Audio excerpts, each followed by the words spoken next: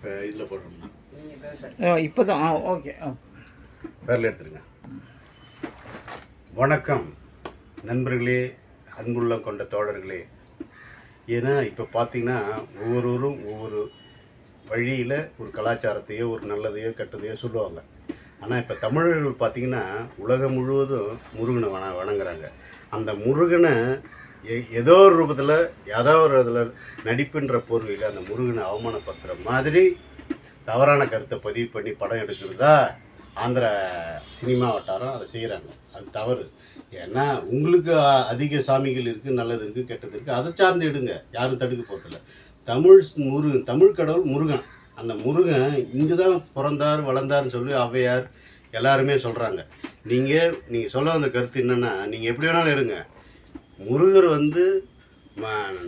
மத்திய இந்தியாவில் பிறந்து வட இந்தியாவில் வளர்ந்து தென்னிந்தியாவில் வணங்குறாங்கன்னு சொல்லி நீங்கள் அந்த ஆப்ஷன் போட்டிருக்கீங்க, அந்த எழுத்து இது அது தவறு. ஏன்னா உங்களுக்கு 1000 வழி இருக்குது, 1000 சாமி இருக்குது. இப்போ பாருங்கள், திருப்பதி உலகத்திலே கோடான கோடி பணத்தை கொட்டி குவிக்கிறாங்க. அதை பற்றி எடு, காளகஸ்தி எடு, இன்னும் நிறைய பத்மாவதி, நிறைய இப்போ இது இருக்குது, அதை பற்றி எடுங்க. முருகனை தொடக்கூடாது, தொட்டால் அவ்வளோதான். ஏன்னா கேட்குறதுக்கு ஆள் இல்லைன்னு நினச்சிங்களா? தமிழன் உலகம் முழுவதும் இருக்கான், நியாயத்துக்காக இருக்கான், உண்மைக்காக இருக்கான். அதால் தயவு செஞ்சு முருகனை பற்றி எடுத்தால் நல்லதாக எடுக்கணும். இல்லாட்டி தவறான கருத்தை நீங்கள் சொல்லக்கூடாது. கேட்குறது ஆள் இல்லைன்னு நினச்சா அவ்வளோதான்.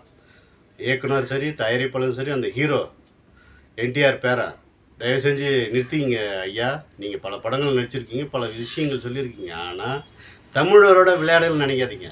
அப்புறம் வாழ்க்கையில் முருகன் விளையாடிடுவான். பார்த்துக்க, கேர்ஃபுல். கேட்குறதுக்கு ஆள் இல்லை நினைக்காதீங்க. வாழைடி வாழை தமிழர் அமைப்பு. வணக்கம். அப்படியே பாருங்கள். கட் பண்ணுங்க, இந்த பேன் போடுங்க.